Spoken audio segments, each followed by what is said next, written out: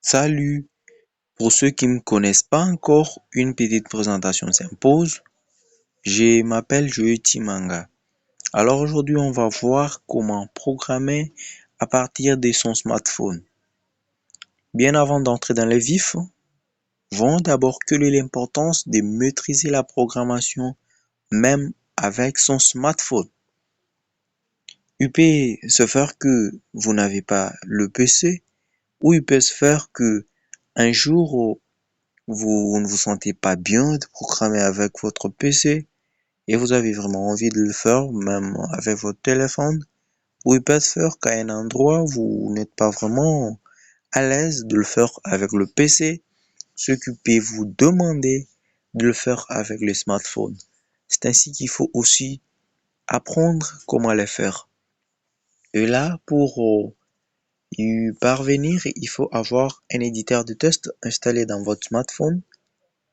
Et comme pour programmer, je vais vous rappeler qu'il y a trop d'éditeurs de test. On peut dire qu'il y en a des milieux. Par exemple, pour ceux qui font avec le système d'exploitation Windows sur PC et utilisent le Sublime Test pour la plupart. Il y en a qui utilisent aussi les Notepad++ aujourd'hui. Alors, si vous utilisez le système d'exploitation Windows, moi je vais vous suggérer d'utiliser le Sublime Test ou les Notepad++. Si vous avez un Mac ou le système d'exploitation Apple, là moi je vais vous suggérer d'utiliser Komodo, qui est aussi gratuite et qui est facile à utiliser. Et avec ça, moi personnellement je me sens à l'aise et je vous suggère aussi de l'utiliser. Et comme on parle d'utiliser les smartphones en programmation, pour ceux qui veulent le faire bien sûr avec leur smartphone, Android par exemple, je vais vous suggérer d'utiliser ThreadEdit. C'est même si vous voulez le faire aussi avec votre iPhone ou le Apple. Alors pour commencer, comme nous allons le faire sur Android, vous devez commencer par installer votre ThreadEdit. Pour ce faire, vous vous rendez dans Play Store. Pour ceux qui ont le Android dans Play Store, cherche Play Store sur barre de recherche. Dès qu'on ouvre, on va encore sur barre de recherche, on va directement rechercher ThreadEdit. ThreadEdit, on entre. Vous voyez, on est là, on a notre éditeur qui est le ThreadEdit. Et si vous regardez chez moi, le ThreadEdit est déjà installé. Alors, si ce n'est pas encore fait chez vous, là où on a écrit chez moi ouvrir, chez vous, vous allez voir installer, vous devez cliquer là. Et comme chez moi c'est déjà installé, je n'ai qu'à ouvrir. J'ouvre ThreadEdit. Charge un peu, oui. Et si vous regardez là, il y a différents projets que je réalise avec ThreadEdit. Il y en a beaucoup. Ce sont les projets avec extension HTML. Là, je le fais avec HTML. Là, c'est avec le PHP.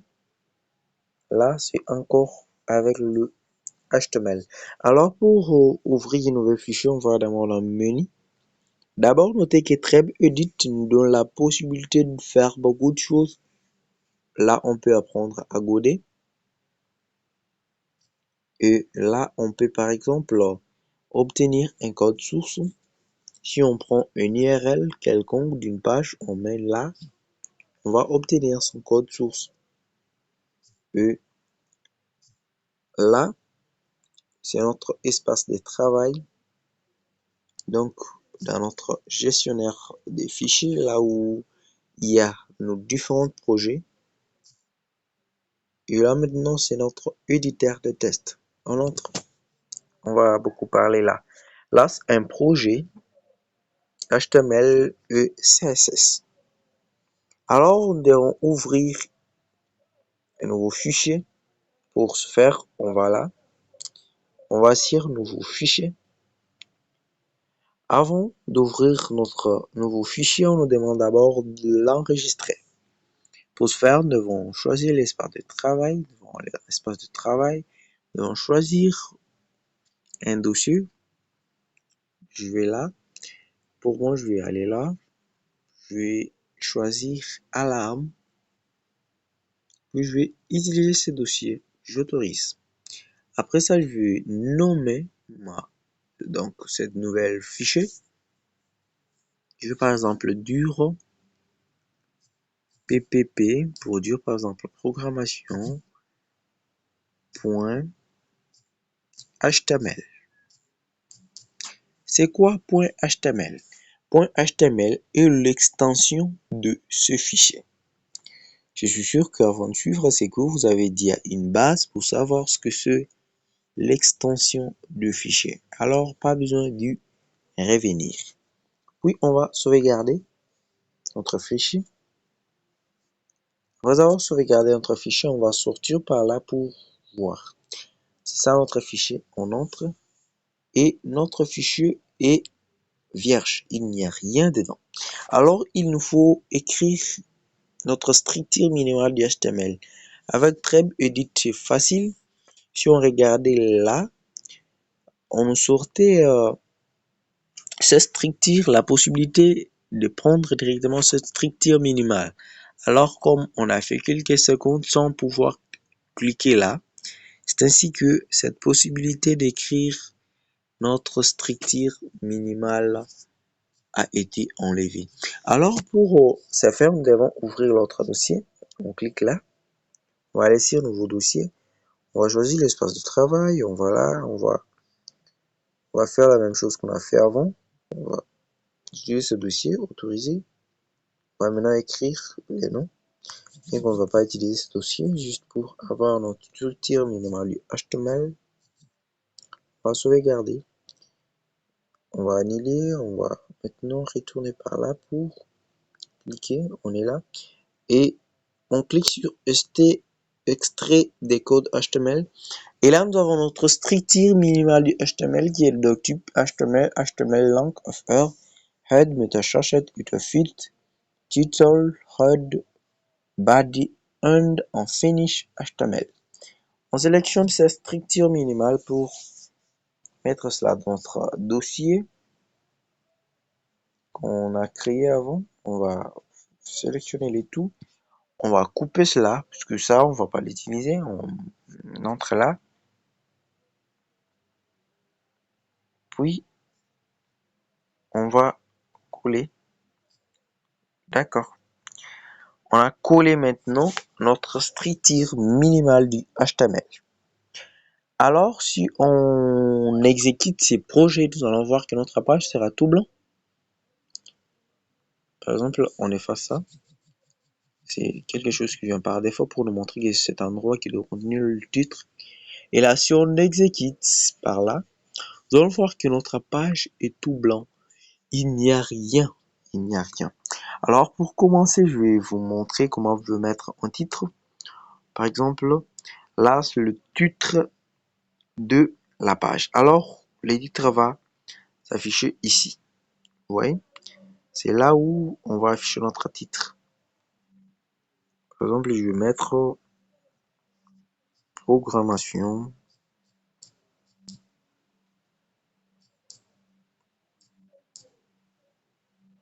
Ou bien programming in English. Je vais l'écrire en anglais. Programming. Et là, si on exécute, nous allons voir là maintenant, il y a le titre de notre page qui est programming. C'est ça. Alors, on essaie d'ajouter un peu le titre, le vrai titre de la page, puisque le titre programming, c'est le titre qu'on va pouvoir utiliser pour rechercher notre page. Alors, le titre qu'on doit écrire dans body, pour écrire cela, il nous faut utiliser le H1. Okay, H1. H1, c'est pour le titre. Le P, c'est pour le paragraphe. Donc, on va un petit peu voir différentes choses. H1. On équipe par exemple un nom. Pardon. H1, c'est notre premier titre. Notre deuxième titre, c'est H2. On peut écrire différents titres. On peut aller même à H10, comme nous voulons. Et nous allons voir la différence entre ces différents titres. Le deuxième titre, c'est Timanga.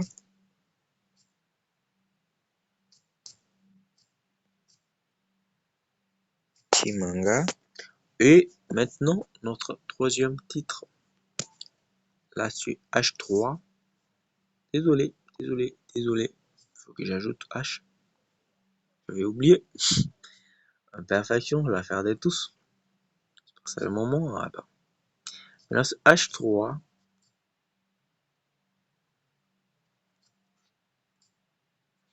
H3, maintenant, je vais écrire je. D'accord, comme cela. Et là, c'est pour le titre. Si on affiche, nous allons voir. OK. Notre page n'est plus vierge maintenant. Il y a les titres. Que la différence entre ce titre, il y a premier titre en vraiment grand, deuxième titre en moyen, troisième titre petit. C'est cela. Et si on ajoute jusqu'à le même à 4, 5, 6, vous allez voir que plus on ajoute, plus ça diminue. Ça, c'est pour le titre. Maintenant, le paragraphe qui a cette balise peut, qui montre le paragraphe. Alors, pour le paragraphe, je vais aller copier, je les écris quelque part, je vais aller dans bloc-notes, je vais écrire bloc-notes sort. Là, dans bloc-notes, je vais aller sur Perl, je vais copier les textes. Désolé, je vais copier tout ça là. Hop. D'abord, avant de copier, vous allez voir que partout là, il y a de espacement, là, il y a espacement, là, il y a espacement. Mais après avoir copié tout ça, vous allez voir qu'il y aura plus d'espacement. Dès que nous allons le mettre dans notre éditeur de test. Alors, nous allons apprendre comment on peut recréer l'espacement maintenant dans notre éditeur de test ou éditeur de code. Vous voyez, là, il y a espacement bien sûr, mais quand on va afficher, vous allez voir qu'il n'y aura plus ce espacement entre Jéhovah ainsi que vous. Vous allez voir, on affiche, vous voyez, on rafraîchit la page. Vous allez voir maintenant qu'entre Jéhovah et vous, il n'y a plus d'espacement. Alors, comment est-ce qu'on peut créer l'espacement? D'abord, là, alors, régularité, il faut qu'on puisse créer. Donc, il faut qu'on crée un peu d'espacement ici. Il faut qu'on crée un peu le retour à la ligne. Pour ce faire, on va utiliser cette balise BR qui est une balise orpheline. Là, voilà. On va écrire une balise orpheline qui est le BR. Nous allons maintenant voir la différence. BR. On affiche, on rafraîchit la page. Vous voyez, maintenant, placer et retourner à la ligne. Ce n'est plus au milieu, ce n'est plus ici comme c'était avant. Donc, cette balise BR nous a aidé à le faire. Alors, pour pouvoir, vous voyez cet espace, pour pouvoir permettre à ce qu'il puisse y avoir cet espace, on va créer cet espace ici. Pour ce faire, on va faire comme si ça c'est notre paragraphe part. On va sucrer peu. Après, on va copier ce P là, copier ça, couper plutôt, désolé. Puis on va coller ça là. Puis on va alors copier cela, couper plutôt. J'ai fait qu'oublier l'imperfection, je ne facilite pas l'affaire. Puis je vais coller ça là-bas. Vous allez un petit peu voir de la différence. Puis on affiche pour voir cette différence, vous voyez. Désolé. On rafraîchit la page. Vous voyez, là il y a maintenant l'espace pour montrer que ce deux paragraphes. Auparavant, il n'y en avait pas. Maintenant, il y en a. Si on essaie par exemple d'abîmer un petit rayon, juste un petit rayon, on efface tout ça. Vous allez voir. Hop. Attendez. Désolé. Il fallait pas effacer là. Si on efface ça, par exemple, si on efface tout ça. Vous voyez maintenant la différence? Ici, il n'y a plus d'espace. Juste pour ce qu'on a effacé là. Alors si je le rétablis, je n'ai qu'à rétablir ça. Je vais copier ça. Je vais couper plutôt. Je vais copier. Alors je vais coller là. Vous voyez la différence? Maintenant, il y a d'espacement. Donc, c'est cela. Par exemple, si on veut mettre quelque chose en gras, par exemple, ça, si on veut le mettre en gras, donc ça là. Vous voyez? Ce n'est pas en gras. Si on veut mettre ça en gras, on rentre là. On va utiliser pour mettre en gras, on utilise, il faut une balise strong. Strong. Donc, on se met là. On fait une balise strong.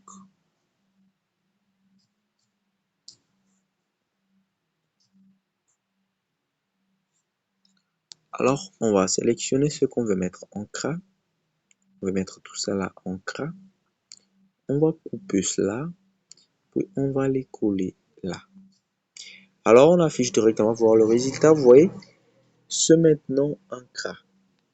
Si on veut par exemple le mettre en italique, peut-être on va mettre tout ça en italique, tout ça, peut-être ça. Alors, qu'est-ce qu'il nous faut? On se place là où on veut mettre en italique. On va écrire, ouvrir une balise, balise E1. On ferme la balise, puis on va alors copier.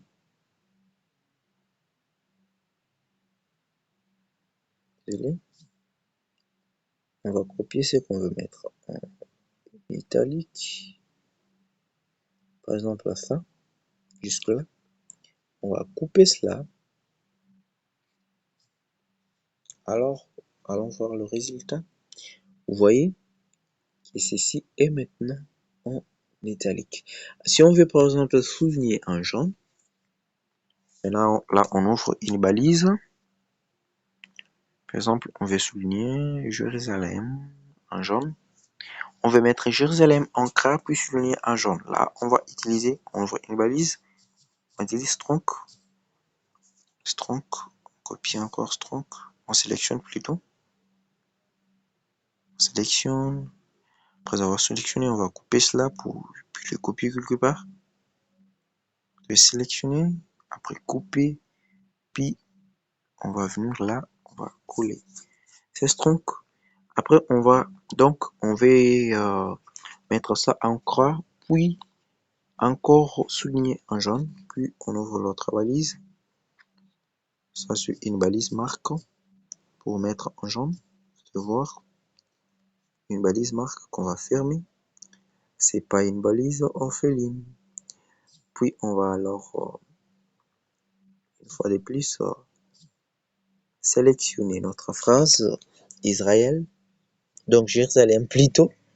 Jérusalem qu'on veut mettre en gras puis en jaune. On va couper cela, puis mettre au milieu de marque. Vous allez voir qu'on va exécuter maintenant des instructions. On affiche. Vous voyez, on rafraîchit la page en cliquant par là. Rafraîchit. Vous voyez maintenant que notre Israël est en gras. Entre-temps souligné.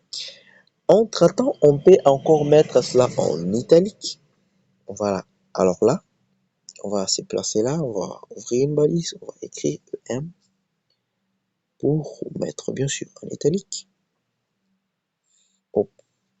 On va encore sélectionner notre phrase qu'on veut mettre en italique.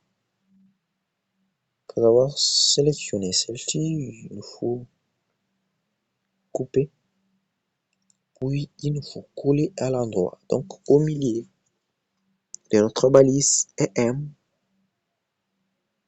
pour permettre l'exécution. Après cela, on affiche. Vous voyez, on rafraîchit la page. Maintenant, notre Jérusalem est en gras, notre Jérusalem est en italique et notre Jérusalem est souligné en jaune. Donc, on a exécuté 3 instructions à la fin. Pour aujourd'hui, on termine par là. J'espère que vous avez aimé. Alors, n'oubliez pas de partager cette vidéo Et n'oubliez pas de vous abonner à la page pour ne pas rater encore nos vidéos. Et n'oubliez pas d'activer la cloche de notification pour être notifié quand il y aura des prochaines vidéos. Puisqu'il y en aura beaucoup, aujourd'hui c'était juste l'introduction. Alors prochainement nous allons voir comment on peut faire beaucoup d'autres choses. Puisque maintenant on est seulement sur le statique. Et avec le temps on pourra aborder même le langage qui peut nous aider à dynamiser nos pages pour permettre l'interaction, etc. Merci beaucoup et n'oubliez pas une fois de plus de vous abonner. On pourra encore se voir. À plus. Merci.